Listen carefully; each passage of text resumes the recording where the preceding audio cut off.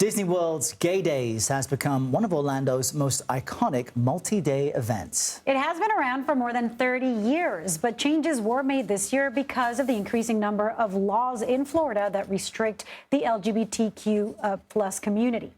For more, let's bring in CEO and co-owner of Gay Days, Inc., Joseph Clark. He's joining us from Florida. Joseph, just explain to us how perhaps the tone of this year's celebration may have shifted with new anti-LGBTQ laws in place in Florida, infuriating many.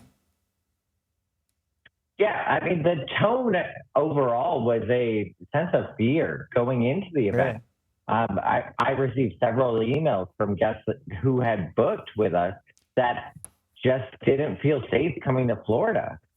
They didn't feel safe being themselves out there and questioned whether or not our event would be safe if it was going on at all.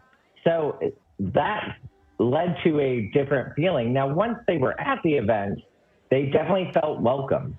They got to relax and got to have fun. But in the initial, it was a different feeling than we've had in the past. Joseph, we can't talk about these laws without talking about the figure of Ron DeSantis and his battles with Disney. What's the status of that, and how does this impact what's happening right now with Gay Day?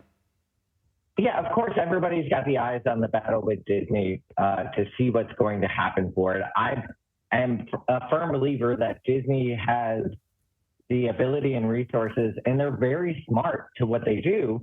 So I don't have any fear that they're going to lose that battle with them. If that happens, that may change how our event is, because who knows what new laws and rules could come into play in a private business, mind you. And for a governor who preaches about government being not involved in private business, it seems awfully odd that this battle is going on right now. Well, it's interesting you say that, Joseph, because you mentioned that there was a sense of fear by people attending this celebration, which is meant to be joyful and free. And I'm wondering if the purpose of these laws is to have that chilling effect. You know, I'm wondering what you think the future of Gay Days at Disney will be, especially if Florida continues to restrict LGBTQ plus rights in many ways.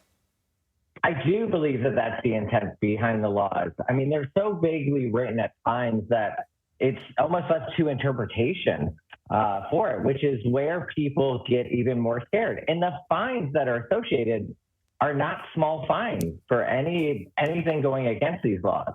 Now, we're not going anywhere. We're not going back in the closet. The point of Gay Days is much larger than a party. It is standing up to groups such as this. Now, in this case, different than the past because it's the government. But ultimately, we will stay here. We're not going to leave the people of Florida. We're a Florida-based company. I live in Florida. I'm a member of the LGBTQ plus community. I actively invited Ron DeSantis to our event, had a reserve sign on the seat, on the front row of our drag pageant, of our drag queen bingo, and nothing happened. Nobody came out. There was no word from anybody. It's all about scare tactics and nothing coming from that. So yes, we're not going anywhere. We're going to be here in Orlando the first weekend in June, and we're committed to that. All right. CEO and co-owner of Gay Days, Inc., Joseph Clark. Thank you. Thanks, Joseph. Thank you.